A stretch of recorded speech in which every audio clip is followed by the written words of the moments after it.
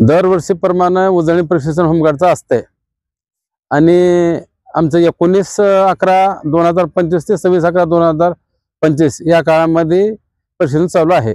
सकाळी पीटी असते, दुपारी पदकवायत असते आणि संध्याकाळी लेक्चर असते आणि परेड असते।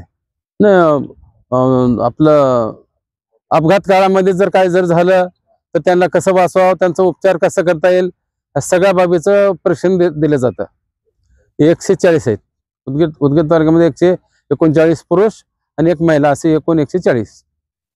मी राजेंद्र ज्ञानोबा पाचंगे, उजळणी प्रशिक्षण हे आमच्या या लातूर जिल्ह्यामध्ये सध्या 6/10 या पद्धतीने आहे आणि हे माननीय श्री आमचे जिल्हा समादेशक तथा अप्पर जिल्हा अधीक्षक मंगेशजी चव्हाण साहेब यांच्या आदेशानुसार आम्ही सेंटर कमांडर श्री सुतार साहेब यांच्या नेतृत्वाखाली मी एक शिबिर प्रमुख म्हणून या ठिकाणी काम पाहतो। आमचे प्रशिक्षण म्हणजे आपत्कालीन प्रसंगी होमगार्ड काम करण्यात यावे। आम्ही निष्काम सेवक आहोत, आम्हाला फक्त भत्त्यावर आम्ही चालतो आहे।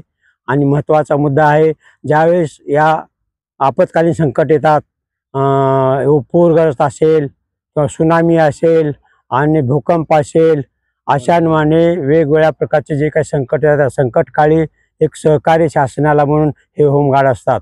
माननीय मोदी साहेब, आणि महत्त्वाचा मुद्दा हा एक शासनाचा खरा पाहिलं तर एक केंद्रबिंदू म्हणून आम्ही काम करतो आणि शासनाच्या बोलण्यावर गृह खात्याशी निगडीत असतो। आम्ही इतर ठिकाणी कोणतीही आम्ही बंदोबस्त करत नाही, फक्त गृह खात्याशी निगडीत असतो सर।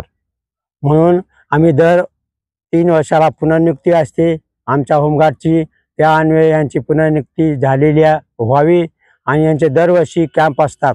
त्या कॅम्पच्या माध्यमातून आम्ही जे काही बेसिकता शिकवलेली असते त्या बेसिक ती उजळणी म्हणून आम्ही यांचा पद कवायत घेतो, शस्त्र कवायत घेतो, लाठी कवायत घेतो, लाठी शस्त्र कचलावा, या प्रकारे अनेक नमुन्याचे आम्ही या ठिकाणी त्यांना शिकवायला देतो।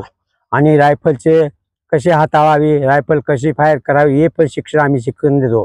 प्रथमतः असं आहे की प्रत्येकाला एखादं, जर आम्ही सामान्य नागरिकात राहणारे लोक आहोत आणि याच्यातून आम्हाला आदर्श म्हणून आम्ही नेमणूक केलेली असते, त्यान्वये देशाची सेवा घडवण्यासाठी आम्ही आणि आपले निस्वार्थ या भावनेने आम्ही काम करतो आहे, शासनाच्या सहकार्यासाठी सर।